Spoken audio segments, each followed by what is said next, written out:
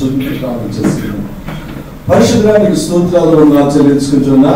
ఈ రాత్రి ప్రభా మరి నీ మందిర ఆవరణంలో నీ సన్నిధిలో సంఘముతో కూడి నేను ఆరాధించడానికి, నేను స్తుతించడానికి, నేను కనపరచడానికి అయ్యా ప్రభా నీ యొక్క లేఖనాన్ని మేము ధ్యానం చేసుకోవడానికి మాకు ఇస్తున్నటువంటి సమయం బట్టి మీకు కొందారు. ముఖ్యంగా ధన్యతలు ప్రభా కొండ మీద ప్రసంగం చాలా ప్రాముఖ్యమైనది. అయ్యా మోషే భక్తుని కొండ మీద తీసుకుని 40 సంవత్సరాల ప్రజల ప్రయాణంలో అవి ఒక ఆధారంగా వారు నెరవేర్చవుతారని మీకు స్తోత్రాలు. ఈ దినాల్లో మా యొక్క సియోను యాత్రకి అది చాలా ఆధారమైనటువంటి వాక్య భాగాలు అవి మేము ధ్యానం చేయబోతున్నట్టుగా ప్రభా నీ యొక్క ఆత్మ సన్నిధిని మాతో ఉంచుకొని ప్రార్థన చేస్తున్నాం. ముఖ్యంగా మా ప్రయాణం అంతట్లో క్షేమం దయచేసి మళ్ళీ ఇక్కడ నిలబడి వాక్యం చెప్పడానికి నాకు ఇచ్చిన ధన్యతను బట్టి మీకు స్తోత్రాలు చెల్లించుకుంటూ అయ్యే ప్రభు రాత్రి నా చేతి ప్రభు నేను ఆరాధిస్తున్నాను, స్తుతిస్తున్నాను, నేను కనపరుస్తున్నాను ప్రభు నీకు స్తోత్రాలు. మరో ప్రభు తిరిగి ఆయన ఈ లేఖనాన్ని ధ్యానం చేసుకుని కృపను మాకు ఇచ్చారు, మీకు స్తోత్రాలు. ఇంకా నీ ఆత్మశక్తితో మమ్మల్ని నింపి నడిపిస్తున్నాను యేసునామములో ప్రార్థిస్తున్నాం తండ్రి. ఆమేన్. హల్లెలూయా. ప్రియ దేవుని సంఘంలో మనము మత్తయి సువార్త 5వ అధ్యాయము 4వ వచనం అనుకుంటున్నామండి. మనము 3వ వచనము 10వ వచనము లాస్ట్ వీక్ 10వ వచనం ధ్యానం చేసుకున్నాం కదా. 3 వారాలు అయింది మనం స్టార్ట్ చేసుకుని. మొదటి వారం 3వ వచనం ధ్యానం చేసుకున్నాం. తర్వాత దాని రిలేటెడ్ గా 10వ వచనం కూడా ఉంది కాబట్టి పరలోక రాజ్యం యొక్క కాన్సన్ట్రేషన్ ఎలా ఉండాలి, దృష్టి మనం ఎవరి మీద పెట్టాలి ఏంటి అన్నటువంటి విషయాన్ని నీతి నిమిత్తం హింసించబడేవారు ధన్యులు పరలోక రాజ్యము వారిది అన్నటువంటి వాక్యాన్ని మనం ధ్యానం చేసుకున్నాం. రాత్రి మనము 4వ వచనాన్ని మనం ధ్యానం చేసుకుందాం. ఏంటి చెప్తారా, చదువుతారు గట్టిగా ఒకసారి. దుఃఖపడేవారు ధన్యులు వారు ఓదార్చబడతారు. ఇదే కదండి ఈ రోజు మనం ధ్యానం చేసుకోవాల్సింది. సో కాబట్టి రాత్రి మనం దాని గురించి మనం ముందుకు వెళ్దాం. ఓదార్చబడుతురు అన్నటువంటి మాట ఇంగ్లీష్ పాటలో చక్కటి వాక్యం ఉంటుంది, కంఫర్టెడ్ అని ఉంటుంది. అంటే దాని అర్థం ఏంటంటే ఆదరణ, లేకపోతే ఓదార్పు, లేకపోతే క్షేమము, ఇంకా లేకపోతే నిమ్మలము, ఇంకా చెప్పాలంటే సుఖము, ఇంకా చెప్పాలంటే పరామర్శించుట. ఈ అర్థాలు ఆ యొక్క ఓదార్పు అనేటువంటి ఒక మాటలో మనకు కనిపిస్తుంది. ఇంగ్లీష్ వర్డ్ లో అది కంఫర్ట్ అనేటువంటి మాట మనకు కనిపిస్తుంది. ఎవరైతే దేవుని నిమిత్తమై అక్కడ దుఃఖపడేవారు అంటే దేవుని నిమిత్తము దుఃఖపడేవారు దేవుని చేత ఓదార్చబడుతురు అని మనం దాన్ని అర్థం చేసుకోవాలి. దాంట్లో ఉన్నటువంటి మాట మనం చూసినప్పుడు మనము దేవుని నిమిత్తమై, దేవుని విషయమై మనకి దుఃఖం అంటే మనం లాస్ట్ టైం చెప్పాను, పెయిన్, బాధ, వేదన, మనకి ఉన్నటువంటి వ్యతిరేకతలను బట్టి మన హృదయంలో ఉన్నటువంటి బాధ, మనసుకి బాధ, శరీరానికి బాధ, ఇవన్నీ కూడా వ్యతిరేకతలు, బాధలకు సూచనలు. దేవుని విషయమై, దేవుని నిమిత్తమై, దేవుని వాక్యం నిమిత్తమై, దేవుని చిత్తము నిమిత్తమై మనము దుఃఖపడడానికి ఇష్టపడుతున్నప్పుడు ఆ పెయిన్ లో నుంచి దేవుని యొక్క కంఫర్ట్ మనకి దొరుకుతుంది. అనగా దాని అర్థం ఏంటంటే దేవుని యొక్క ఆదరణ మనకి కనిపిస్తుంది. దేవుని యొక్క ఓదార్పు, దేవుని చేత మనం ఓదార్చబడతాం. ఎవరి చేత? దేవుని చేత ఓదార్చబడాలి అంటే నీ దుఃఖము దేవుని విషయమై ఉండాలి. దేవుని చిత్తము నీకు పెయిన్, నీ పెయిన్ గల కారణము, నీ వేదన గల కారణము, నీ దుఃఖం గల కారణము, నీ యొక్క వేదన, దుఃఖము, వ్యతిరేకత గల కారణం ఎవరు ఉండాలంటే వాక్యమై ఉండాలి. వాక్యానుసారమైనటువంటి దుఃఖము, దేవునికి సంబంధించినటువంటి పెయిన్ ఎవరు ఓదారుస్తారట? దేవుని చేత మనము ఓదార్చబడతాము. అనగా దేవుని చేత ఆదరించబడతాము, దేవుని చేత క్షేమంలోకి మనం తీసుకువెళ్ళడానికి అవకాశం ఉంది. ఎందుకంటే యోబు భక్తుడు చక్కటి మాట అంటాడు. ఏమంటాడు చూద్దామా? 5వ అధ్యాయము 11వ వచనం చూస్తే క్షేమము అనేటువంటి మాటని ఇక్కడ వాడతాడు. చూద్దామా? యోబు గ్రంథము 5వ అధ్యాయము 11వ వచనంలో మనం చూసినట్లయితే అట్లు ఆయన దీవులను ఉన్నత స్థలములలో ఉంచును, దుఃఖపడే వారిని క్షేమములకు లేవనెత్తును అంటాడు. అంటే ఎక్కడైతే నీకు క్షేమము లేకుండా ఉన్నావో, ఏ స్థితిలో అయితే దేవుని నిమిత్తము క్షేమము లేకుండా ఏంటి నాకని వేదన పడుతున్నావో, అటువంటి దుఃఖము నీ జీవితంలోకి వస్తే బైబిల్ అంటుంది దేవుని చేత నీవు క్షేమములకు నువ్వు లేపబడతావు. ఆమేన్. హల్లెలూయా. అంటే బలము గాని, ప్రోత్సాహం గాని, మద్దతు గాని లేనటువంటి సమయాల్లో నువ్వు వాక్యానుసారంగా ఉంటున్నావు, చాలా యథార్థంగా ఉంటున్నావు, ప్రార్థన జీవితంలో వెళ్తున్నావు, దేవుని వాక్యానుసారమైనటువంటి జీవితంలో వెళ్తూ ఉన్నావు. నీ వెళ్తున్నటువంటి సమయంలో నీకు ఒక వ్యతిరేకత కలిగింది, నీకు ఒక దుఃఖం కలిగింది, ఒక శ్రమ కలిగింది, నువ్వు బలహీన పడిపోయావు. ఎంతోమంది ప్రోత్సహించినా నువ్వు ప్రోత్సహించబడటానికి అవకాశం లేదు. కానీ నీ దుఃఖానికి గల కారణం ఏంటంటే దేవునికి వాక్యానుసారమైనటువంటి నీ జీవితం, నువ్వు తీసుకున్నటువంటి కొన్ని కమిట్మెంట్స్ నీకు దుఃఖాన్ని కలిగిస్తున్నటువంటి పరిస్థితుల్లో బైబిల్ ఏం చెప్తుందంటే నువ్వు దేవుని చేత బలము ప్రోత్సహించబడడానికి దేవుడే ముందుకు వస్తాడు. హల్లెలూయా, హల్లెలూయా. సో కాబట్టి మనము చాలా మన దుఃఖానికి నేను చాలాసార్లు చెప్తూ ఉంటాను, నేను కౌన్సిలింగ్స్ లో కూడా అదే అంటాను. ఏదైనా వాళ్ళు ట్రబుల్తో వచ్చినప్పుడు ఆ ట్రబుల్ ఎక్కడి నుంచి వచ్చిందో తెలుసుకోవడానికి వాళ్ళకి గంటలు పడుతుంది వాళ్ళతో మాట్లాడడానికి. ఎందుకంటే మనకి చాలా సార్లు పెయిన్ ఫీల్ అవుతాం, ట్రబుల్ ఫీల్ అవుతాం, చాలా బాధపడుతాం. అరే ఈ శ్రమ అని నేనంటే దాని రూట్ ఎక్కడ ఉంది, అది ఎక్కడి నుంచి వచ్చింది, దేని వల్ల వచ్చింది, ఎందుకు నీకు ఆ శ్రమ గల కారణమైంది, నీకున్నటువంటి జీవితంలో ఎందువలన ఆ శ్రమ గల కారణమైందో అన్నటువంటిది మనకు తెలుసుకోవడానికి అవకాశం ఇస్తే, నేను లాస్ట్ టైం కూడా చెప్పినట్టు గుర్తు మీకు, బైబిల్లోని 2 రకాలైనటువంటి దుఃఖాల గురించి నేను ధ్యానం చేశాను. లాస్ట్ వీక్ కూడా చెప్పాను. 2వ కొరింథీయులకు రాసిన పత్రిక తీయండి ఒకసారి. 2 కొరింథీయులకు మనం చూసినట్లయితే 7వ అధ్యాయంలో 2వ కొరింథీయులకు రాసిన పత్రిక 7వ అధ్యాయం 10వ వచనంలో మనం చూస్తే ఏమన్నాడండి, ఏమన్నాడు? దైవ చిత్తానుసారమైన దుఃఖం ఉంటుంది. ఆ దుఃఖం ఏం చేస్తుందంటే మారు మనసును కలగజేస్తుంది. ఓకే, ఈ మారు మనసు దుఃఖమును పుట్టించదు, అయితే లోక సంబంధమైన దుఃఖము మరణమును కలుగచేయును అన్నాడు. జాగ్రత్త గమనించాలి. ఎలా తెలుస్తుంది మనకు దైవ చిత్తానుసారమైనటువంటి దుఃఖము, లోకానుసారమైనటువంటి దుఃఖం అంటే? దైవ చిత్తానుసారమైనటువంటి దుఃఖము నేను ఎక్కడ తీసుకెళ్తుందంటే మారు మనసు పశ్చాత్తాపంలోనికి తీసుకువెళ్తుంది. అంటే దాని అర్థం జాగ్రత్త గమనించండి. నీవు ఎక్కడైతే దేవుని వాక్యానికి వ్యతిరేకంగా ఉన్నావో దాన్ని తెలుసుకుని, అరే నేను ఈ పొరపాటు చేశాను కదా, దీనిలోంచి నేను మళ్ళా దేవుని దగ్గరికి రావాలనేటువంటి ఒక రిపెంటెన్స్ స్పిరిట్ని బైబిల్ ఏమన్నాడంటే దైవ చిత్తానుసారమైన దుఃఖము అన్నాడు. బైబిల్లో 2 రకాలైనటువంటి దుఃఖాలు మనకు రాస్తున్నాడు. ఒకటి ఏంటంటే లోకానుసారమైనటువంటి దుఃఖము, 2 దైవ చిత్తానుసారమైన దుఃఖము. దైవ చిత్తానుసారమైనటువంటి దుఃఖం ఎలాగుంటుందంటే నువ్వు వెళ్తున్నటువంటి జీవితంలో తప్పు చేస్తున్నప్పుడు, పాపం చేస్తున్నప్పుడు, పొరపాట్లు చేస్తున్నప్పుడు ఆ పొరపాటును బట్టి నువ్వు దేవుని ఎదుట దుఃఖపడుతావు. అయ్యో ఇది చేయకుండా నేను ఉండాల్సిందే, అరే ఇలా ఎందుకు చేశారని దేవుని దగ్గర ఆ పెయిన్ ఫీల్ అవుతావు. అరే ప్రభువా, నువ్వు ఇంతగా నన్ను నడిపిస్తున్నావు, నువ్వు ఇంతగా నన్ను తీసుకుని వెళుతున్నావు, అయినప్పటికీ కూడా నేను ఎందుకు ఈ పొరపాటు చేయవలసి వచ్చింది అని దేవుని దగ్గర దుఃఖపడి నీవు మరలా దాన్ని సరిచేసుకోవడానికి ఇష్టపడినటువంటి జీవితాన్ని దైవ చిత్తానుసారమైన దుఃఖము అన్నాడు.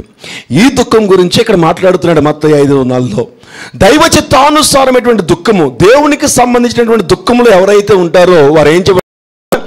దేవుని చేత ఓదార్చబడతారంటే ఏ క్షేమమైతే నువ్వు పోగొట్టుకుంటున్నావో ఆ క్షేమమును తిరిగి ఆయన నీకెవడు నిన్ను ఆ క్షేమంలోనికి తీసుకుని వెళ్తాడు. ఆమేన్, హల్లెలూయా. ఎందుకంటే ఇందాక యోబు భక్తుడి ద్వారా మనం అర్థం చేసుకుంది అదే, వారిని క్షేమమునకు లేవనెత్తును. ఆమేన్. వారిని ఎక్కడ తీసుకెళ్తాడట? క్షేమమునకు. అంటే ఏ క్షేమము లేకుండా నువ్వు బాధపడుతున్నావో, ఏ ప్రొటెక్షన్ లేకుండా ఏం బాధపడుతున్నావో, ఏ కంఫర్ట్ లేకుండా బాధపడుతున్నావో, నీవు దైవ చిత్తానుసారమైన దుఃఖంలోనికి నీ జీవితాన్ని మార్చుకోవడానికి ఇష్టపడాలి అని బైబిల్ చెప్తుంది. యాక్చువల్గా చెప్పాలంటే ఈ మత్తయి సువార్త 5వ అధ్యాయంలో ఉన్నటువంటి 1 నుంచి 10 వచనాలు, 3 నుంచి 10 వచనాల యొక్క నెరవేర్పు మనకి యెషయా గ్రంథం 61వ అధ్యాయంలో కనిపిస్తుంది. ఇదంతా కూడా దాని యొక్క నెరవేర్పు అయి ఉంది. దాంట్లో ఉన్నటువంటి కొన్ని విషయాలు మనకి కూడా కనిపిస్తే రిలేటెడ్గా ఉంటుంది. ఈరోజు వాక్యానికి అది కరెక్ట్గా మనకు కనిపిస్తుంది కాబట్టి ఒకసారి దాన్ని చూద్దాం. యెషయా గ్రంథం 61వ అధ్యాయము 1వ వచనం నుంచి మనం చూసినట్లయితే,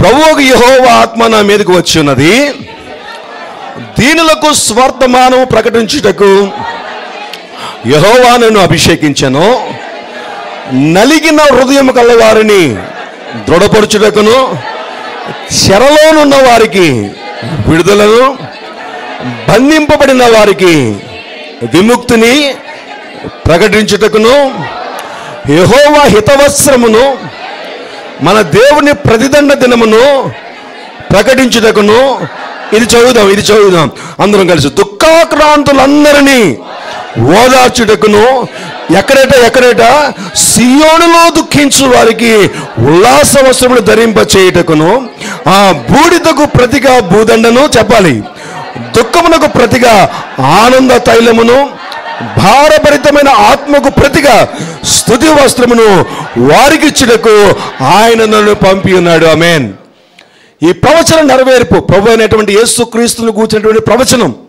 మనం ఎప్పుడైతే యేసుక్రీస్తును మనం వెంబడిస్తూ ఉంటున్నప్పుడు, సియోనులో దుఃఖము, ప్రభువును బట్టి మనం దుఃఖించినప్పుడు, ప్రభువును బట్టి మనం ఆరాధించినప్పుడు, ప్రభువును బట్టి మనం వేదన పడుతున్నప్పుడు, ప్రభువును బట్టి మనం హింసించబడుతున్నటువంటి సమయాల్లో కానీ, లేకపోతే దేవునికి వాక్యానికి దూరం అయిపోయి ప్రభువును బట్టి మరలా మనం దుఃఖించినటువంటి పరిస్థితుల్లో బైబిల్ ఏముంటుందంటే, బూడిదకు ప్రతిగా భూదండను ఆయన ఇస్తాడట. ఆమేన్. హల్లెలూయా.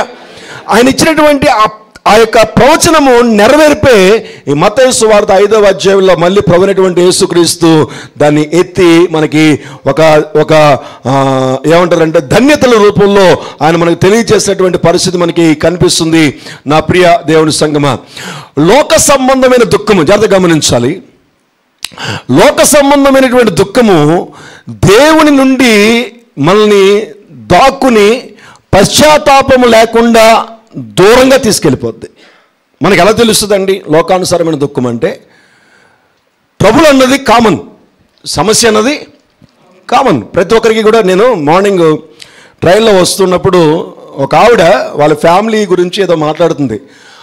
నాకు అర్థమైంది ఏంటంటే, వాళ్ళ అమ్మాయికి పెళ్ళి అయింది, వాళ్ళ అల్లుడేమో దరిద్రుడు, ఆ అమ్మాయి వాళ్ళ అత్తగారు మరీ దరిద్రురాలు అనమాట. అంటే చూడండి, కొంతమంది కోడల్ని చెరసాలలో పెట్టినట్టుగా చూస్తారు కొంతమంది, అంటే అందరూ కాదు.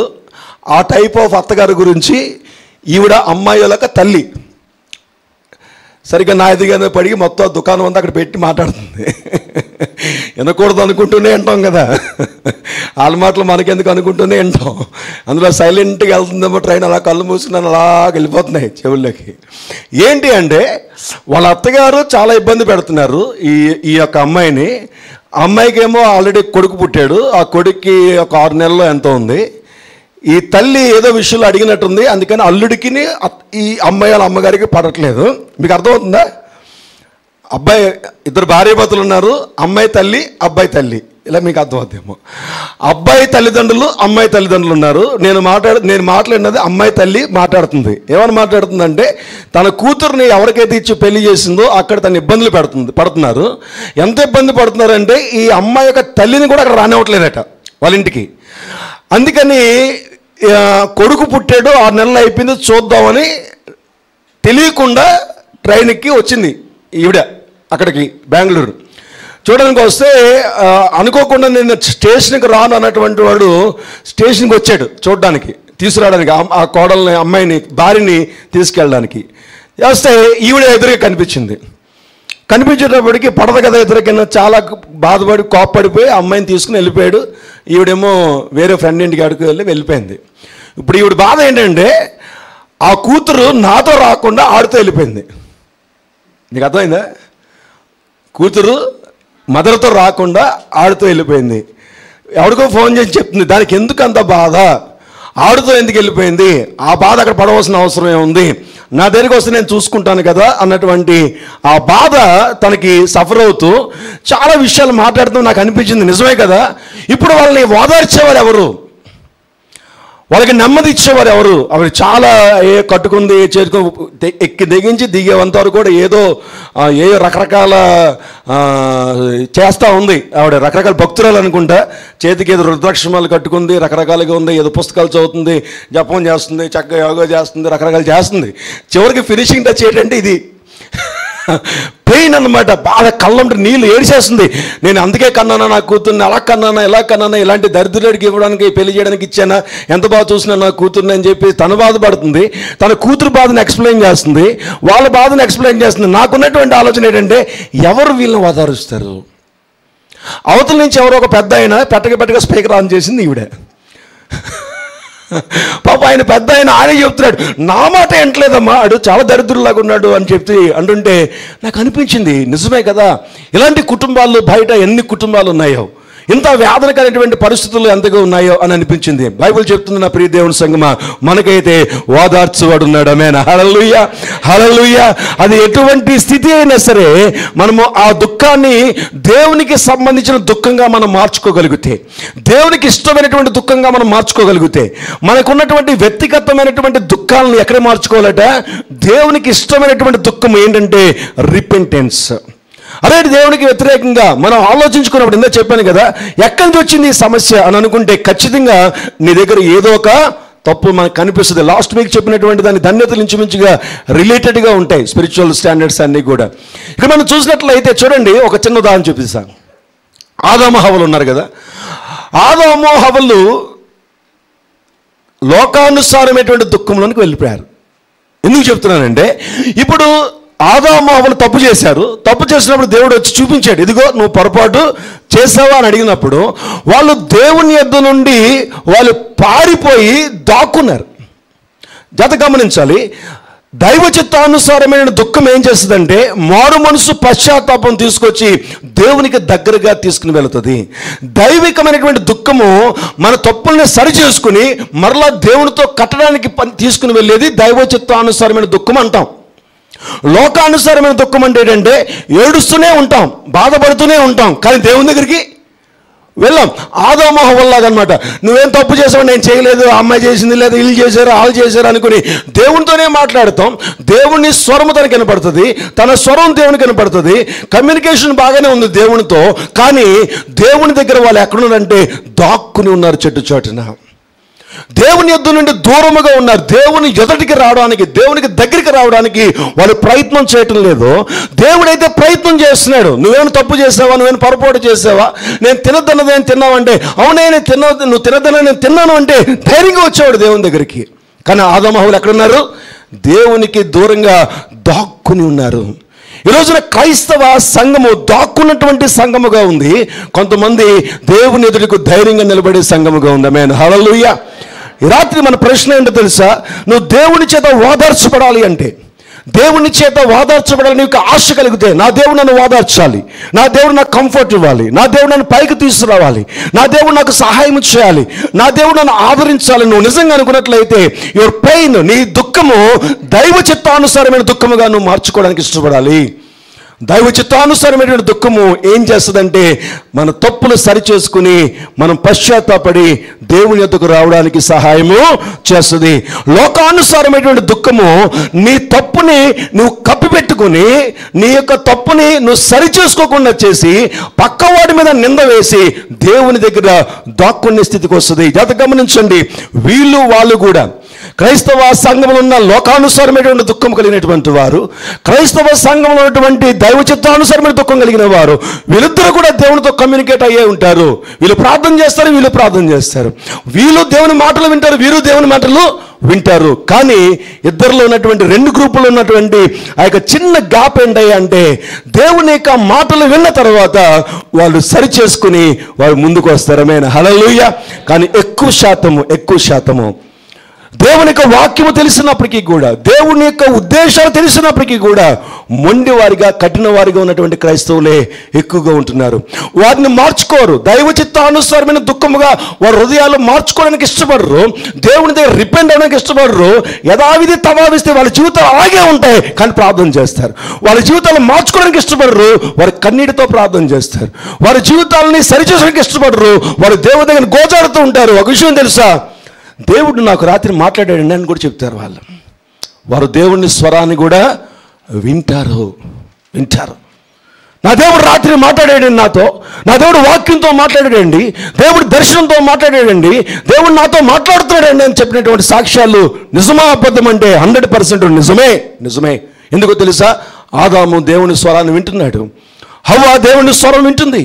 అంతేకాదు, ఆదాము చెప్పినటువంటి మాటలు దేవునికి వినపడుతున్నాయి, హవ్వ చెప్పినటువంటి మాటలు దేవునికి వినపడుతున్నాయి. కానీ ప్రాబ్లం ఏంటో తెలుసా? వారు దేవుని ఎదుటికి రాకుండా వారు దాక్కుని మాట్లాడుతున్నారు.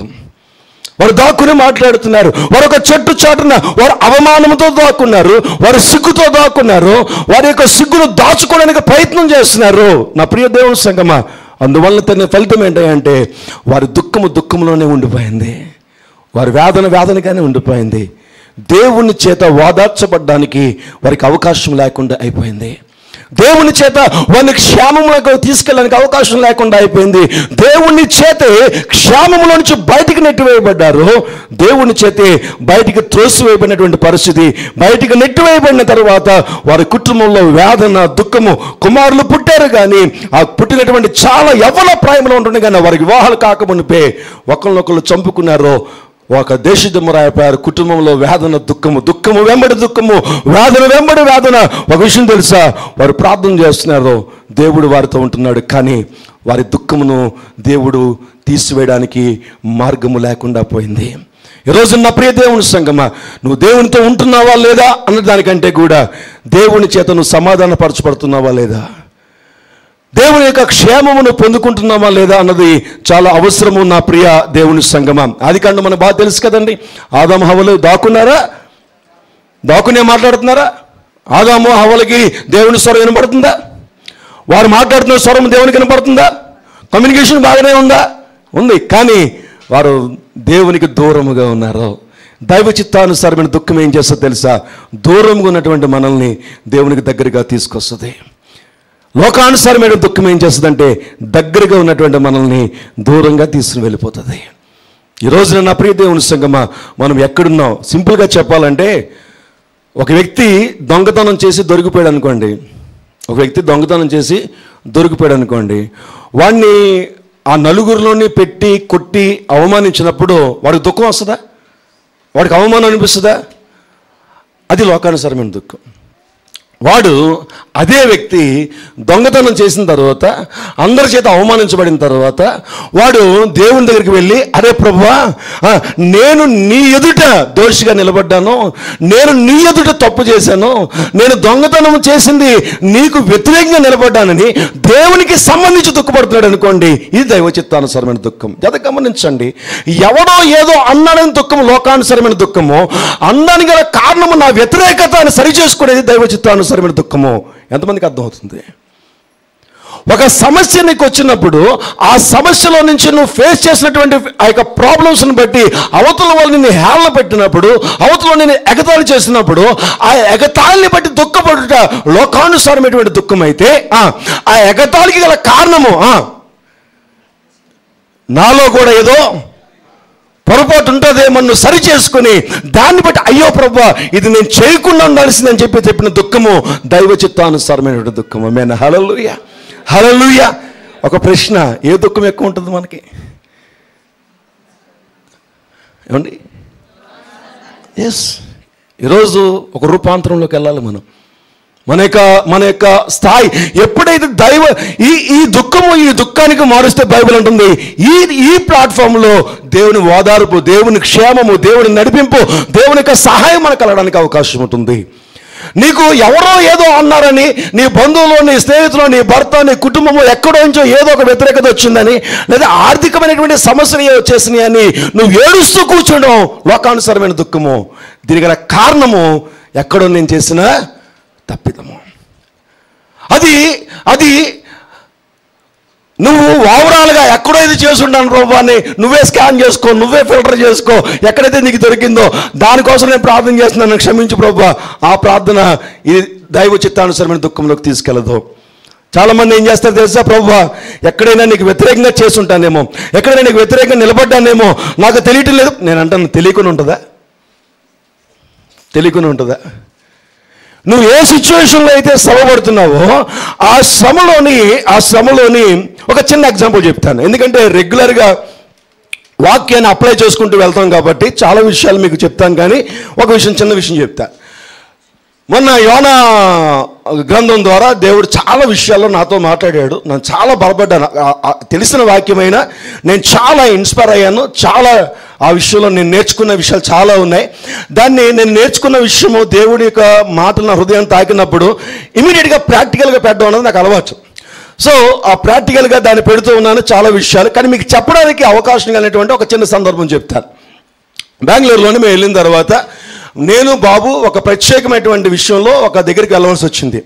అక్కడికి మేము 11 o'clock వెళ్ళాలి. ఎన్ని గంటలకు వెళ్ళాలి? 11 o'clock వెళ్ళాలి. 11 to 12 అక్కడ సిస్టమ్. 11 to 12కే అక్కడికి వెళ్ళిపోవాలి, ఆ బ్లాక్లోకి మేము వెళ్ళిపోవాలి. 11 to 12 మేము తీసుకున్నాం. ఆ టైంకి మేము అక్కడ చేరిపోవాలన్నమాట. 11 to 12కి చేరిపోవాలనుకుంటే బెంగళూరులో సాధారణంగా మీ అందరికీ తెలిసిందే ట్రాఫిక్, విపరీతమైనటువంటి ట్రాఫిక్, సింగిల్ రోడ్స్. ఒక 10 కిలోమీటర్లు వెళ్ళాలంటే కనీసం 4 గంటలు పడుతుంది. కొన్నిసార్లు 2 కిలోమీటర్లే 8 గంటలు పట్టచ్చు, చెప్పలేం, భయంకరమైన ట్రాఫిక్ ఉంటుంది. అందుకని మేము ఏం చేసామంటే మార్నింగ్ నైనా మనం 11 o'clock నుంచి 12 లోపల కాబట్టి మనం 11 o'clock కల్లా అక్కడికి వెళ్ళిపోవాలి. మేము 11 to 12 కల్లా అక్కడ క్లోజ్ అయిపోద్ది. మనం 12కి వెళ్ళినా సరే మనకు ఉపయోగం లేదు కాబట్టి మనం ఆ టైంకి వెళ్ళాలని చెప్పి మేము పొద్దున్న 7 గంటలకు లేచిపోయి గవ్వ బ్రేక్ఫాస్ట్ చేసేసుకుని మా రూమ్లో నుంచి 9, 8కి బయలుదేరిపోయాం. 9 to 11 2 hours కదా, 2 hours లోపల మనం వెళ్ళిపోవచ్చు అనుకుని మేము ప్లాన్ చేసుకుని బస్ కార్ బుక్ చేసుకుని బయలుదేరాం. 11 అయ్యేటప్పటికి ఇంకా 7 kilometers ఎంతో చూపిస్తుంది, కానీ ఇంకొక 45 minutes చూపిస్తుంది. అంటే 11:45కి వెళ్తాం. 11:45కి వెళ్ళడం వల్ల మాకు ఏ ఉపయోగం లేదు. మనకి వెంటనే ఏమొస్తుంది? ప్రార్థన వస్తుంది. ఎలాంటి ప్రార్థన? ప్రభు సహాయం చేయ, ప్రభు నువ్వు అతిపాస. నాకు ఆ ప్రార్థన రాలేదు. ఏంటి అని చెప్పి ఆలోచిస్తుంటే 2 hours కాదు కదా, ఇంకా కొంచెం ముందుగా వెళ్తే బాగుండేది కదా. ఎంత టైర్డ్ అయిపోయినా సరే మేము లేటుగా పడుకొని లేటుగా లేసామేమో ఒకవేళ. అలా కాదు, ఇంకా ఎర్లీగా ఒక 2 hours అంటే అన్ని 10 kilometers 12 kilometers ఎంత ఉంది, 40 kilometers ఉంది. వెళ్ళవలసింది 40 kilometers. ఈ 40 kilometers 1 hourలో వెళ్ళిపోవచ్చు, లేదా ఒక 1.5 hourలో వెళ్ళచ్చు. 2 hours, కానీ యాక్చువల్గా మేము ఎంత చూసుకోవాలంటే 3 hours అన్నా చూసుకోవాలి. ఈ 3 hours 4 hours చూసుకోకుండా ఏం చేసాం? లేట్గా బయలుదేరి లేట్గా వచ్చాం. ఇప్పుడు ప్రభు దగ్గర ఏమడిగానంటే దానికి మేము చాలా మనీ కూడా పే చేస్తాం. ఎందుకంటే అక్కడికి వెళ్ళడానికి చేయడానికి చాలా మనీ అవుతుంది, మనీ కూడా పే చేస్తాం. ఇప్పుడు నా ప్రార్థన ఏంటి చెప్పనా? లక్ష్మి గారు చెప్పమ్మా. నువ్వు చెప్పేస్తా, నాకు తెలుసు. చెప్పే, నువ్వు చెప్పి ఎందుకు వచ్చిన గొడవ, నువ్వు చెప్పే. నేనే అడుగుతున్నాను, చెప్పు. ఏం చెప్పుంటాను? కంటిన్యూ చేయ.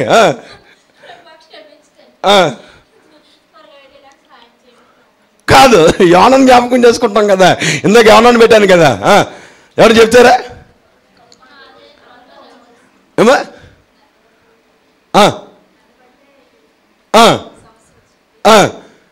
అని చెప్పి సరే నేను ఇంకెందుకు నేను చెప్పేస్తాను. కరెక్టే, బాగానే వచ్చారు. సో నేను అడిగి, ప్రభు దీని కొరకు ఈ డబ్బు అంతా నేను నష్టపోవడానికి నేను సిద్ధంగా ఉన్నాను. నేను ఇంక పెయిన్ ఫీల్ అవును. ఓకే, నేను చేసిన తప్పుకి నేను నష్టపోయాను. రైట్, ఇంకెక్కడితో అయిపోయింది ప్రభు, నా డబ్బు లాస్ అయిపోయాను, నేను ఇంకా ఆ సిచ్యువేషన్కి వెళ్ళాను. ఇక రైట్, ఇంక నీ ఇష్టం, ఏదైనా చేసుకో ప్రభు, నీ ఇష్టం అనుకుని నన్ను క్షమించిన ఆయన ఇంకొకసారి ఇలా కాకుండా కొంచెం పథకం చూపించానేమో, కొంచెం లేట్గా బయలుదేరానేమో, ఇక్కడి నుంచి అలా కాదు, ఇంకా యాక్టివ్గా ఉండని నేను ప్రయత్నం చేస్తానని ఇలా ప్రార్థన చేస్తుంటే వెనక నుంచి బాబుగాడు, డాడీ 11 to 12 లోపల మనం వెళ్తే 12 నుంచి అసలు విషయం స్టార్ట్ అవుతుందట, కనీసం మనకి చాలా టైం ఉంది డాడీ అని. ప్రభాని కొందాల్తానంటే 11 to 12 లోపలే వెళ్ళొచ్చు అంటే 11:40 కంటే మేము రైట్ టైంకే వెళ్తున్నాం. దేవుడు తక్కువ అనే కార్యము జరిగించాడు. తర్వాత ఇంకా కొంచెం ముందుకెళ్ళి చూస్తే ఒక విషయం చెప్పమంటారా? 11:10కి వెళ్ళిపోయాం. చప్పట్లు కొట్టరా? 11:10కి వెళ్ళిపోయాం. అంటే ఏం జరిగిందంటే టక్క ఆ ప్రేయర్ చేసి ఇలా చూసిన వెంటనే వెనకాతలో ఉన్నటువంటి నా క్యాబ్లో నా వెనకాల కూర్చున్నాడు బాబు.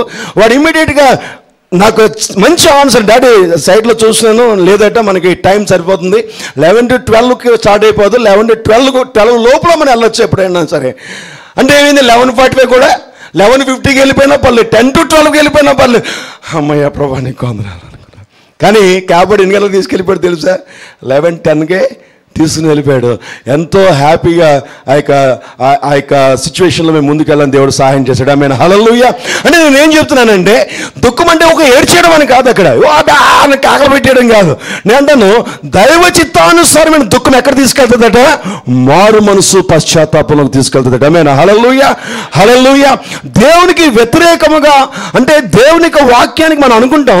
ఇప్పుడు నాకు ఎప్పుడు గుర్తొస్తుంది ఏంటంటే 1 యోహాను 1:10 నాకు ఎప్పుడు నా కళ్ళెదురు ఉంటుంది. ఏంటది?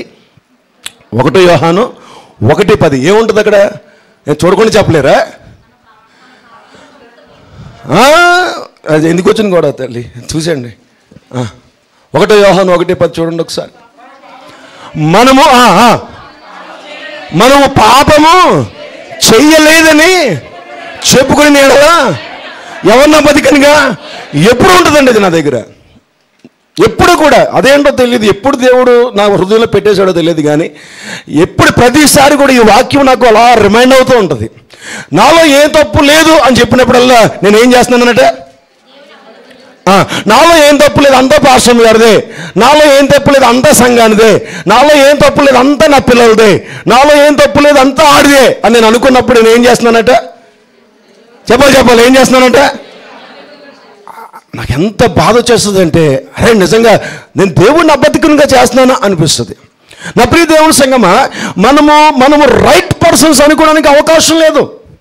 ఒక సమస్య బైబిల్ ఏముంటుందంటే, దేవుని క్షేమము నీకు రావాలనుకుంటే, ఒక వ్యతిరేకత నీకు వచ్చినప్పుడు, నీ యొక్క లైఫ్ ఒక బాధకరమైనటువంటి స్థితిలోకి నువ్వు వెళ్ళిపోతున్నప్పుడు నువ్వు మొట్టమొదటి చేయవలసింది ఏంటంటే, దైవ చిత్తానుసారమైన దుఃఖంలోనికి నువ్వు వెళ్ళాలి. దైవ చిత్తానుసారమైనటువంటి దుఃఖం ఏం చేస్తుందంటే, ఎవరు ఓదార్పు? దేవుని చేత ఓదార్చబడతారు. ఆమేన్, హల్లెలూయా. దేవుని చేత ఓదార్చబడుదురు. యాకోబు రాసిన పత్రిక 4వ అధ్యాయము 8వ వచనం 9వ వచనంలో మనం చూసినట్లయితే, యాకోబు రాసిన పత్రిక 4వ అధ్యాయము 8, 9 వచనాల్లో మనం చూస్తే, దేవుని యొద్దకు రండి, అప్పుడు ఆయన మీ యొద్దకు వచ్చును. పాపులారా, మీ చేతులను శుభ్రము చేసుకునండి, ద్విమనస్కులారా మీ హృదయములను పరిశుద్ధపరుచుకునుడి అంటాడు. వ్యాకులు పడి, దుఃఖపడి, ఏడువుడి, నీ నవ్వు దుఃఖమునకును మీ ఆనందము చింతకును మీరు మార్చుకునుడి. ప్రభు దృష్టికి మిమ్మల్ని మీరు తగ్గించుకునుడి, అప్పుడు ఆయన మిమ్మల్ని హెచ్చించును. ఆమేన్, హల్లెలూయా. దుఃఖమునకు, మీ నవ్వు దుఃఖానికి, మీ నవ్వు వేదనకి అంటే ఎప్పుడు కూడా నవ్వకూడదండి, ఎప్పుడు కూడా ఏడుపు మొహం వేసుకుని కూర్చోవాలా? కాదు, అది కాదు చెప్తున్నది. దైవ చిత్తానుసారమైన దుఃఖము దేనికి తీసుకెళ్తుందట? రిపెంటెన్స్ గురించి మాట్లాడుతున్నాడు.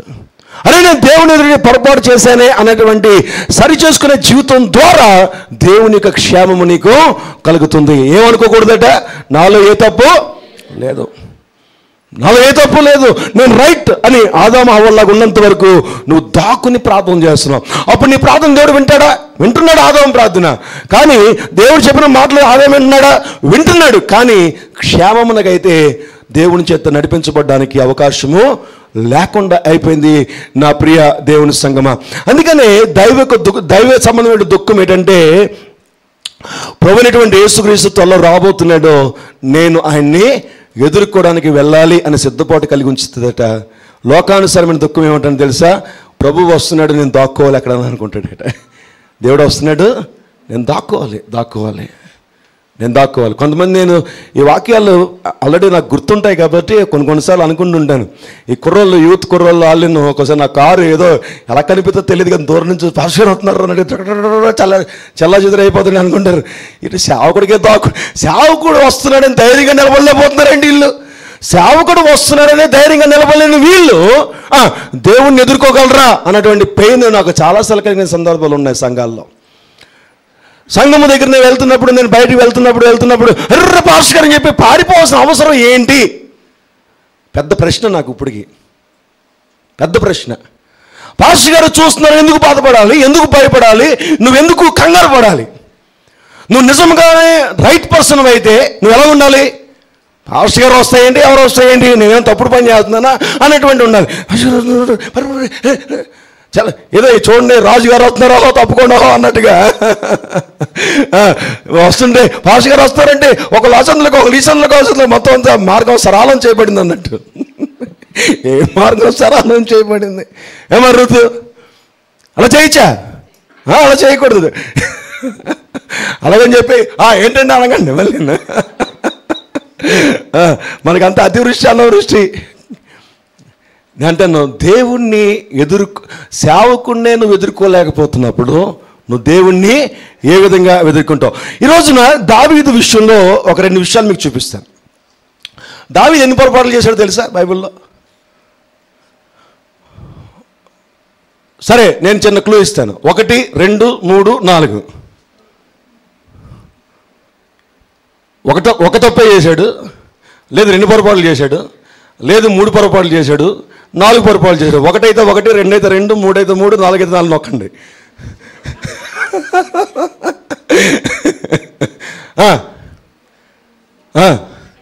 1, 2, 4 ఏంటి చెప్పండి? అయితే 3 సరే, ఓకే, తర్వాత చెప్తాం. చాలా ఉన్నాయి కానీ 4 చాలా ప్రాముఖ్యమైనవి. 4 చెప్పే టైం లేదు, కానీ నేను ఈరోజు 2 మనకు తెలియనటువంటి విషయాలు, ఇంతవరకు మనం ధ్యానం చేయనటువంటి విషయాలు, ఇంచుమించుగా అందరికీ తెలుసు చాలా వరకు. అందులో ఒక 2 విషయాల్ని నేను చూపిస్తాను. దావీదు 4 సార్లు దేవుని ఎదుట దోషిగా నిలబడ్డాడు. 4 సార్లు తను పశ్చాత్తాపడ్డాడు. 4 సార్లు తను దుఃఖపడ్డాడు. 4 సార్లు కూడా దేవుడు తనకి విడుదల చేశాడు. సరే, ఇవన్నీ కూడా నేను ఇప్పుడు చెప్పట్లేదు, కానీ ఒక 2 విషయాలు మాత్రం చెప్తాను. మనందరికీ బాగా తెలిసింది ఏంటంటే, సౌలుని ఎప్పటికప్పుడు దావీదు క్షమించాడని కాదు, సౌలు మీద దాడి చేయడానికి కూడా ఫిలిష్తీయులతో కలిసి ప్లాన్ చేశాడు. అది మనం చూద్దాం ఈరోజు. 1వ సమూయేలు గ్రంథం 29వ అధ్యాయము. ఒక 2 విషయాలు నేను టకటక చూసి నేను ముగించేస్తాను. అంటే దైవ చిత్తానుసారమైన దుఃఖము మనం తప్పు చేసామని తెలుస్తూనే వస్తుంది. మనం చాలాసార్లు ఏమనుకుంటామంటే, దావీదు కంటే నీతిమంతులు మనం అన్నట్టు ఉంటాం. మనం చాలాసార్లు నాలో ఏమీ తప్పు లేదు అన్నట్టుగా. దావీదు చాలాసార్లు పదే చేశాడు, పదే పొరపాట్లు చేశాడు. 1వ సమూయేలు గ్రంథం తీద్దామా? 1వ సమూయేలు గ్రంథము 29వ అధ్యాయము. 29వ అధ్యాయంలో మనం చూసినట్లయితే ఇక్కడ ఫిలిష్తీయులు కనిపిస్తారు. ఎవరి ఫిలిష్తీయులు తెలుసా? గొలియాతు తెలుసండి. మొదట్లో సౌలు రాజుకి వ్యతిరేకమైన శత్రువులు ఎవరు వచ్చారు? ఫిలిష్తీయులు వచ్చారు. ఫిలిష్తీయుల తరపున ఎవరు నిలబడ్డాడు? గొలియాతు నిలబడ్డాడు. గొలియాతుని ఎవరు చంపేశారు? దావీదే చంపేశాడు. దావీదు గొలియాతుని సున్నతి లేని వాడని తిట్టాడు. నువ్వేంట్రా నాకు అని చెప్పాడు. అంత వ్యతిరేకంగా ఉన్నాడు. ఫిలిష్తీయుల్ని దాడి చేసి గొలియాతుని చంపేసి ఫిలిష్తీయుల్ని వంశం చేసుకున్నటువంటి దావీదు, చూడండి ఇక్కడ 29వ అధ్యాయం మీరు ఇంటికి చదువుకోండి, నేను కొన్ని మాత్రమే మీకు చూపిస్తాను. అంతలో ఫిలిష్తీయులు దండెత్తిపోయి అఫేకులో దిగి ఉండిరి, ఇశ్రాయేలు యెజ్రెయేలులో జల దగ్గర దిగి ఉండిరి. ఫిలిష్తీయుల సర్దార్లు తమ సైన్యమునకు 100 మందిగాను 1000 మందిగాను వ్యూహపరిచి వచ్చుచుండగా దావీదును అతని జనులను అకీష్తో కలిసి దండు వెనక తట్టున వచ్చుచుండిరి. ఓకే, ఫిలిష్తీయులు దండెత్తి వెళ్తున్నారు. ఎక్కడికి వెళ్తున్నారంటే దాడి చేయడానికి వెళ్తున్నారు. సౌలు మీదకి వెళ్తున్నారు. ఒక విధంగా చెప్పాలంటే సౌలు మీదకి దాడి చేయడానికి బయలుదేరుతున్నారు వీళ్ళు. తర్వాత ఇంటికి వెళ్ళి చదవండి. వచ్చుచుండిరి 2వ వచనమే.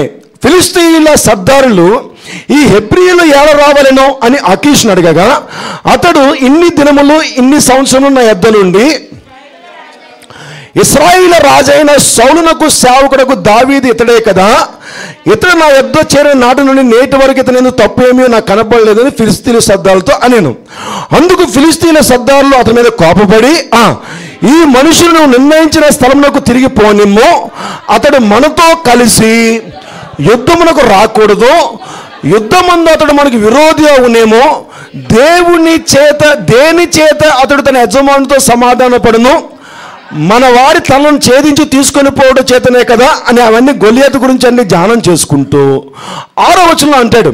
కాబట్టి ఆకీషు దావీదుని పిలిచి ఏమంటాడంటే, యెహోవా జీవంతోడు నువ్వు నిజంగా యథార్థపరుడిగా ఉన్నావు, నీవు నాతో కూడా సంచరించడానికి నా దృష్టి కూడా అనుకూలమే, కానీ నీవు నాతో రావడానికి అవకాశం లేదు అంటాడు. 8వ వచనం చదువుదామా? 8వ వచనం. అందుకు దావీదు, అండర్లైన్ చేసుకోండి, అది చక్కగా చాలా ప్రాముఖ్యమైన వచనం అది. దావీదు, నేనేమి చేసేది ఎవరినన్నాడు నా ఏళ్ళు వాడగని?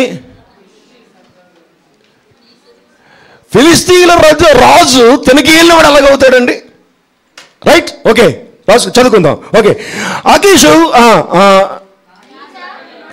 నీ శత్రువులతో, ఇప్పుడు ఫిలిష్తీయుల శత్రువులు ఎవరికి శత్రువు? ఫిలిష్తీయుల శత్రువులు అంటే ఎవరు? ఇశ్రాయేలీలే. ఫిలిష్తీయుల శత్రువులు ఎవరండి? ఎవరితో మాట్లాడుతున్నాడు? ఫిలిష్తీయుల సర్దార్ అయినటువంటి అకీష్తో మాట్లాడుతున్నాడు. అకీష్ కనుక ఫిలిష్తీయులకి శత్రువులు ఎవరు? సౌలు ఇశ్రాయేలీయులు. ఎందుకంటే అప్పుడు ఇంకా సౌలు ఉన్నాడు కాబట్టి. నీ శత్రువులతో యుద్ధము చేయటకై నేను రాకున్నట్లు నీ వద్దకు వచ్చిన దినము నుండి నేటి వరకు మళ్ళీ నీ దాసుడైనా ఏమిటి? శత్రువులకు దాసుడు ఏంటండి అంటే ఎంతగా దిగజారిపోయాడో చూడండి. తను ఎంతగా మాట్లాడుతున్నాడు, ఎంత స్నేహితుడు అయితే మాత్రము, ఎంతగా వాళ్ళతో కలిసి కొంతకాలం నివాసం చేసినందుకు మాత్రము అకీష్తో అంటున్నాడు, ఇదిగో నీ సేవకుడైనటువంటి నేను అంటున్నాడు, నీ దాసుడైనటువంటి నేను అంటున్నాడు, నా ఏళ్ళవాడకు నీవు అని పిలుస్తున్నాడు. పిలిచి ఏమన్నాడంటే, నేను వస్తాను ఎవరి శత్రువులతో పోరాడడానికి? నీ శత్రువులతో. ఎవరు శత్రువులు? నీ శత్రువు. ఫిలిస్తీన్లకు శత్రువులు ఎవరు? ఇశ్రాయేలీలే. ఇశ్రాయేలుకి రాజు ఎవరు? సౌలు. అంటే ఇప్పుడు సౌల్ని చంపడానికి వాళ్ళతో పాటుగా నేను కూడా వస్తానన్నాడు. వాళ్ళేమో వద్దు అంటున్నారు. నువ్వు రావద్దు. ఎందుకు వద్దు అంటున్నారంటే ఆ రోజు ఇంటికి చదువుకోండి, గొల్లియాతుని చంపినవాడు ఇతడే కదా.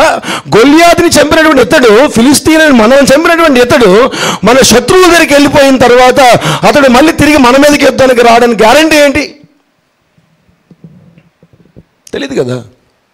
కాబట్టి రావడానికి వీలు లేదు అంటుంటే ఈయన ఏం చేస్తున్నాడు దావీదు? నా ఏలినవాడా, నీ దాసునైనటువంటి నన్ను నీతో పాటు నేటి వరకు ఎందుకు రానివ్వట్లేదు? నా దగ్గర తప్పి చూడండి, నా మాట్లాడే నీ శత్రువులతో యుద్ధము చేయటకే నేను రాకున్నట్లు నీ ఎద్దుకు వచ్చిన దినము నుండి నేటి వరకు నీ దాసునైన నా యందు తప్పేమి కనపడని ఆకీషుని అడిగాను. అందుకు ఆకీషు 9వ వచనం, దైవదూత వలె నీవు నా దృష్టి కనపడుచున్న ఎరుగుతున్నా, కానీ ఫిలిస్తీన్ల సర్దార్లు ఎదురు మనతో కూడా యుద్ధంలోకి రాకూడదని చెప్పుచున్నారు. కాబట్టి ఐఎమ్ సారీ, నువ్వు పొద్దున్న లెగిసి నువ్వు వెళ్ళిపో అంటే ఆ రోజు పొద్దున్న లెగిసి కొంతమందిని పెట్టుకుని బయలుదేరతాడు. అది వేరే సంగతి. దీని ఫలితం ఏం జరుగుతుందో తెలుసా? 30వ అధ్యాయం చూడండి. ఏదైనా సరే జాగ్రత్త గమనించండి, మన క్రైస్తవ ఆత్మీయ జీవితంలో ఒక శ్రమ దేవునికి వ్యతిరేకంగా ఎక్కడోనూ నడుచుకుని ఉంటే ఎక్కువగా వస్తుంది. శోధన అంటే నీ విశ్వాస జీవితానికి దేవుడు పరీక్ష పెట్టేది చాలా రేర్. ఎప్పుడో కానీ పెట్టడు, ఎప్పుడో కానీ ఆ పరీక్ష రాదు. ఎక్కువ శాతము మనం దేవునికి వ్యతిరేకంగా వెళ్తున్నప్పుడు. తను అనుకుని ఉండడు. 30వ అధ్యాయం ఏం జరిగిందంటే, అమాలేకీయులు ఎవరండి? అమాలేకీయులు ఈ యొక్క దావీదు ఇంటికి చదువుకోండి, 30వ అధ్యాయం అంతా రాసుకోండి, నేను జస్ట్ మీకు ఎక్స్ప్లెయిన్ చేస్తాను అంతే. ఈ అమాలేకులు అనేటువంటి వారు ఈ దావీదు ఉన్నటువంటి పురానికి ఆ స్థలానికి వచ్చి ఆ స్థలంలో అందరి మీద దాడి చేసి అందరి యొక్క భార్యలతో పాటుగా దావీదు ఒక 2 భార్యలను కూడా బానిసలుగా తీసుకెళ్ళిపోతారు. దావీదు ఎక్కడున్నాడు? సౌలు రాజుని చంపడానికి బయలుదేరుతున్నటువంటి సమయంలో ఆకీషు ఫిలిస్తీన్ని అడిగి అక్కడ వద్దని అనిపించుకుని మళ్ళీ సపరేట్ అయ్యి యుద్ధానికి వెళ్తున్నటువంటి సమయంలోని అమాలేకీయులకి దేవుడు అవకాశం ఇచ్చేశాడు. అమాలేకీయులు ఇంటి మీదకి దాడి చేసి తన పురానికి దాడి చేసి, చూడండి చదివేద్దాం, సరే మీరు చదివాను, 1వ వచనం చదువుదావా? దావీదును అతని జనులు 3వ దినం ముందు వచ్చి అంతలో అమాలేకీయులు దండెత్తి దక్షిణ దేశం మీదను సిగ్లకు మీదను పడి దాన్ని తగులు పెట్టి గనులనేమి అలుపులనేమి అందులో ఉన్న ఆడవారినందరూ చెరపట్టుకుని చంపక వారు తీసుకుని వెళ్ళిపోయి ఉండేది. దావీదును అతని జనులను పట్టణమునకు వచ్చి అది కాల్చబడి ఉంటాయి. తమ భార్యలను, కుమారులను, కుమార్తెలను చెరలోకి కొనిపోవడం చూచి ఇక ఏడ్చుటకు శక్తి లేకపోవనందుగా బిగ్గరగా ఏడ్చిరి. యజ్రాయేలీయుడైన అహీనోయము, కర్మెలీయుడైన నాబాలు భార్య అయిన అబీగైలు అను దావీదు 2 భార్యలను కొనిపోబడ్డారండి. నష్టపోయాడు, శ్రమ కలిగింది, వేదన కలిగింది. తనకున్నటువంటి ఆస్తులు, తనకున్న భార్యలు, తనకున్నటువంటి జనాంగం యొక్క భార్యలందరూ కూడా దాస్యత్వానికి అప్పగించబడ్డానికి దేవుడు అమాలేకీయుల్ని లేపవలసి వచ్చింది. చూడండి 6వ వచనంలో, ఇప్పుడు ఇది దైవ చిత్తానుసారమైన దుఃఖము. దావీదు మిక్కిలి దుఃఖపడెను మరియు తమ కుమారులను బట్టి కుమార్తెలను బట్టి జనులకందరికీ ప్రాణము విసిగినందున రాళ్ళు రువి దావీదును చంపుదాం రండని వారు చెప్పుకొనగా దావీదు తన దేవుడైన యెహోవాను బట్టి ధైర్యము తెచ్చుకొనెను. తన సొంత వారే తన మీదకి వ్యతిరేకమైపోయారు. తన సొంత వారు తన మీదకి రాళ్ళు తీసుకుని బయలుదేరారు. ఒక పక్కన భార్యలు తనకు దూరం అయిపోయారు, తన యొక్క స్వజనము తనకు వ్యతిరేకమైపోయారు. ఒంటరి వాడిగా తరవబడుతున్నటువంటి టైంలోని దేవుణ్ణి బట్టి తను ధైర్యపడి, చూడండి చదువుదాం. పిమ్మట దావీదు ఏఫోదు దెబ్బని యాజకుడిగా అహిమేలెకు కుమారుడైన అబ్యాతారుతో చెప్పగా అబ్యాతారు ఏఫోదును దావీదు ఎదుగు తీసుకుని వచ్చాను. నేను ఈ దండును తరిమినలా దాన్ని కనుగొందునా అని యెహోవా యొద్ద దావీదు విచారణ చేయగా ఏడ్చుకుంటూ కన్నీరు పెడుతూ బాధపడుతూ దేవుని దగ్గర ధైర్యం తెచ్చుకొని ఇప్పుడు దేవుని దగ్గర విచారిస్తున్నాడు. అయ్యా, వీళ్ళు నేను తరవగలనా, వీళ్ళేమైనా నేను చేయగలనా అని అడిగితే అప్పుడు దేవుడు వెంటనే కొన్ని సూచనలు చెప్తాడు. చెప్పిన తర్వాత అంటే ఒక బలిపీఠం కట్టమంటాడు. అక్కడికి వెళ్ళి ఆ తర్వాత చూడండి మీకు ఎన్నో వచనంలో కనిపిస్తుంది అంటే అది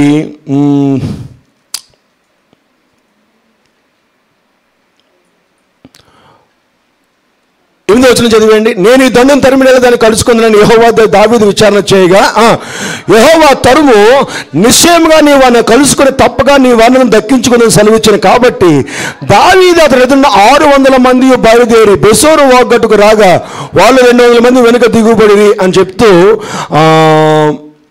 13వ వచనంలో 13వ వచనం కాదు 14, 15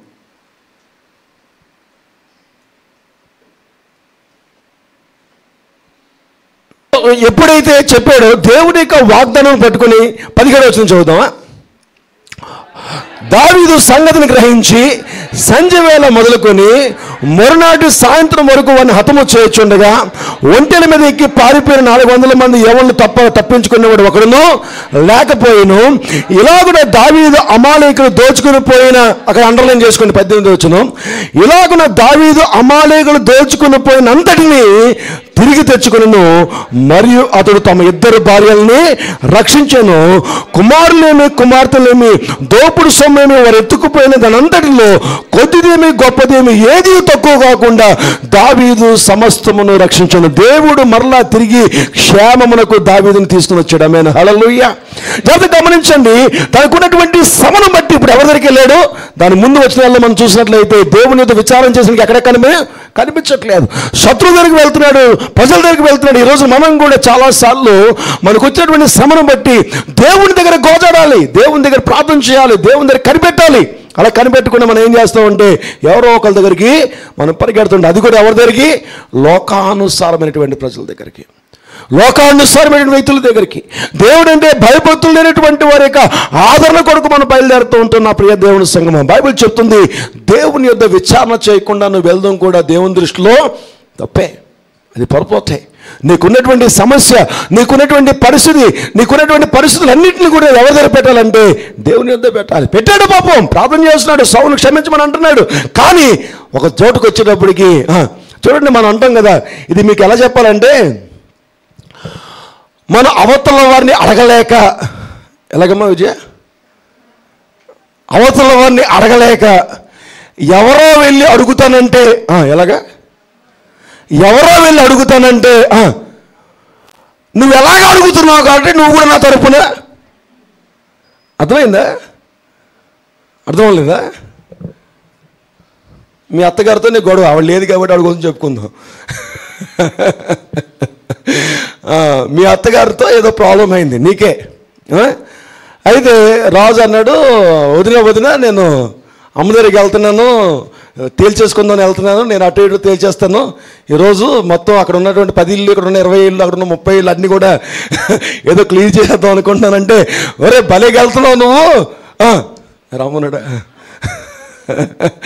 భలే వెళ్తున్నావు, నువ్వేం తీసుకున్నావు తీసుకో, ఎలాగే వెళ్తున్నావు కాబట్టి ఇక్కడ నాకున్నటువంటి ఇల్లు నాకు రాకుండా చేసేసింది, ఆ ఒక్కటి కొంచెం సంతకం పెట్టించారా అన్నావు. అంటే నువ్వు చేయని పని, నువ్వు చేయడానికి అవకాశం లేని పని నీ శత్రువు దగ్గరికి వెళ్ళి ఇంకొకటి చేస్తున్నప్పుడు నీ ఏదంటారంటే చేతికి మట్టి అంటుకోకుండా అవతల వాళ్ళతో పని చేయించడం, అవతల వాళ్ళతో పని చేయించడం. డైరెక్ట్గా కొన్ని విషయాలు చెప్తాను. అయితే ఒక మాట చెప్తాను, పాస్టర్ గారితో నేను మాట్లాడడానికి అవ్వట్లేదు కానీ నువ్వే మాట్లాడి చెప్పాయి. ఎలా నవ్వుతున్నారే? పాస్టర్ గారితో పలానా చోటుకి వెళ్దాం అనుకుంటున్నాను, ఆయన్ని అడిగే ధైర్యం నాకు లేదు కాబట్టి కొంచెం నేను వెళ్ళిపోతాను, నువ్వే చెప్పమ్మా రుతు అని నీ కొడుకు నీతో అంటాడు. ఒక్కొక్కసారి అమ్మ నువ్వు చెప్పామా పాస్టర్ గారికి, నువ్వు చెప్పామా కొంచెం ఎలాగే వెళ్తున్నావు కదా, నువ్వేదో మాట్లాడడానికి వెళ్తున్నావు కదా, నీ మాట వింటారు కొంచెం, నువ్వే చెప్పే. ఇప్పుడు నేను వెళ్తే నా క్లాస్ తీసుకుంటాడు. ఇప్పుడు ఆయన ఎందుకు వచ్చింది గొడవ అంటే తడి అంటకుండా తను వేరే, అంటే మనం చేయవలసిన పనిని వేరే వాళ్ళ ద్వారా చేయించుకున్నట. అర్థమవుతుందండి? ఇది దానికి దగ్గరగా ఉంటుంది. మనం చేయవలసిన పని మనం చేయి, దానికోసం దేవుని దగ్గర నువ్వు అడుగు. తర్వాత నీకు ఎవరితో గొడవలు ఉన్నాయనుకోండి, ఎవరితో లోకస్తులతో ఎవరైనా ఇబ్బందులు ఉన్నాయనుకోండి, లోకస్తులతో కలిపి వారి దగ్గరికి వెళ్ళకు. దేవుని దగ్గర ప్రార్థన చేసుకుని దేవుని యొక్క మాట ద్వారా నువ్వు ముందుకు వెళ్తే దేవునికి సహాయం చేస్తాడు. ఆమేన్, హల్లెలూయా, హల్లెలూయా. అంటే అర్థం ఏంటో తెలుసా? ఒక సింపుల్గా ఒక మాట చెప్తాను, రేపు ముగించేస్తాను. బాధపడరు కదా ఎవరు కూడా, వాళ్ళతో అలాగే మాట్లాడాలండి. ఎలాగంటే రాజేష్ నువ్వు బాగా చెప్తావు చెప్పా, సరే అమ్మ నువ్వు చెప్పమ్మా, నువ్వు చెప్పా, ఎవరు చెప్పరా? ఆదినారాయణ గారు చెప్తారు. కొంతమంది అలాగే, లేకపోతే వాళ్ళు మాట ఎన్నో వర్ష గారు మీకు తెలియదు, వాళ్ళతో అలాగే మాట్లాడాలండి. అలా మాట్లాడితేనే అవుతుంది. ఎలా మాట్లాడడం? లోకానుసారంగా.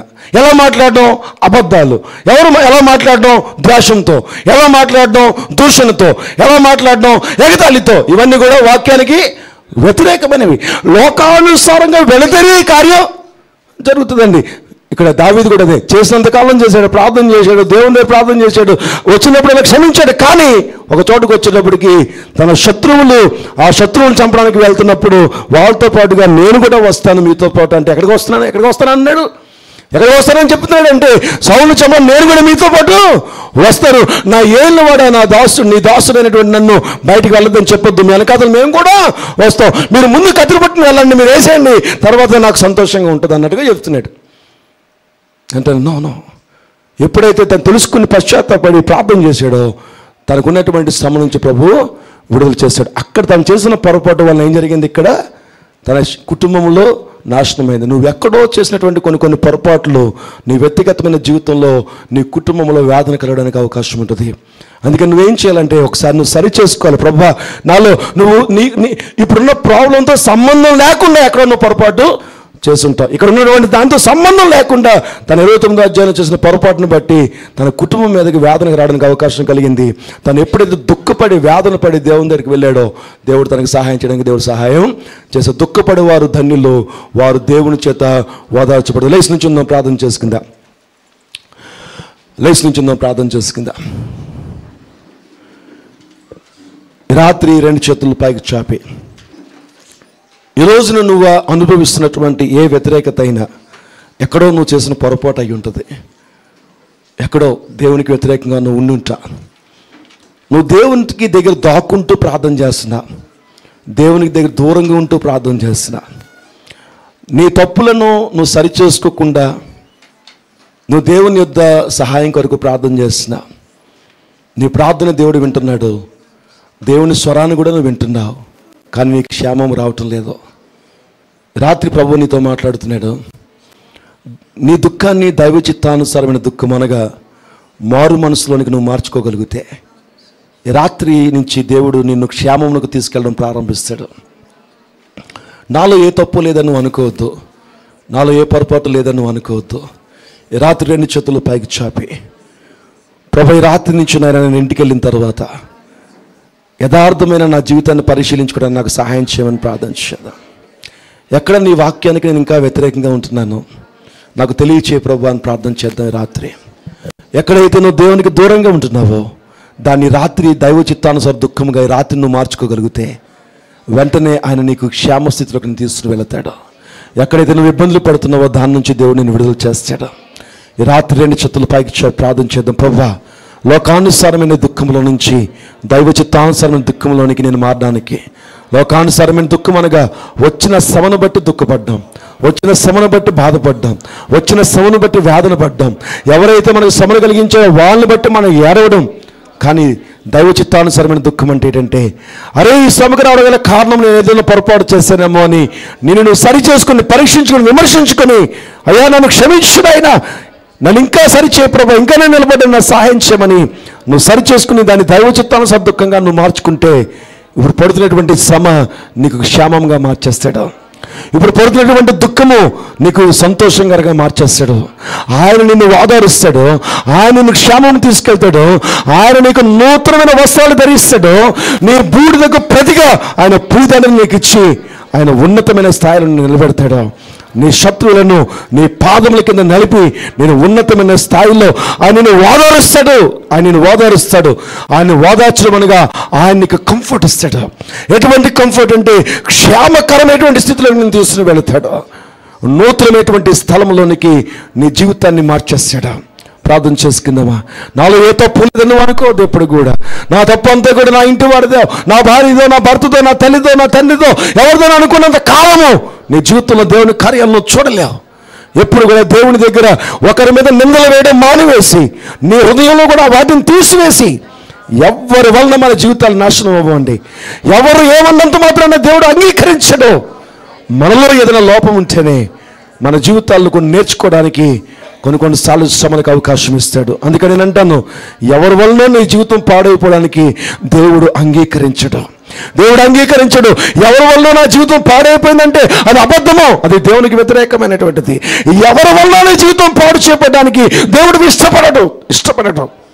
నువ్వు పాడైపోవడం కారణం ఏంటంటే నువ్వే దేవునికి దూరంగా దాక్కుని ప్రార్థన చేసిన ప్రార్థనలు. ఈ రాత్రి 2 చేతులు పైకి చాపి, ప్రభువా నిరంతరము మమ్మల్ని మేము సరిచేసుకునే జ్ఞానం మాకు దయచేయండి. నిరంతరము నైనా ఎవరి మీద నిందలు మోపకుండా ప్రభువా, మా ఇంటి వారి మీద నిందలు మోపకుండా తండ్రి, ఎవరి మీద నిందలు మోపకుండా ప్రభువా, ఈ రాత్రి నా హృదయాన్ని నెమ్మదిపరచండి ప్రభువా. ఒకరు ఎంతవరకు తండ్రి వారి వల్ల నా జీవితం ఇలాగ అయిపోయింది, వీరి వల్ల నా జీవితం ఇలాగ అయిపోయింది, ఈరోజు నా బతికిలాగ అయిపోయిన కారణం వారని అనుకుంటున్నానేమో. నా ప్రభువా ఈ రాత్రి దాన్ని నా హృదయం నుంచి తీసివేస్తున్నాను నాయన. ఎవరి వల్ల కాదయ్యా, నేనే కొన్ని విషయాల్లో సరిగ్గా లేను ప్రభువా. నేను ఇంకా సరిచేయబడాలి ప్రభువా. ఇంకా నేను పరీక్షించుకోవాలి తండ్రి. అయ్యా నా యొక్క దుఃఖము దైవ చిత్తానుసారమైన దుఃఖంలోనికి నాకు మార్చిపూర్ దయచేయమని ప్రభువా. మహిమ ఘనత ప్రభావాలు మీరు ఒక్కరే పొందుకోమని యేసు నామములో ప్రార్థిస్తున్నాం తండ్రి. ఆమేన్. ప్రత్యేకమైన పాట పాడుదునుగా.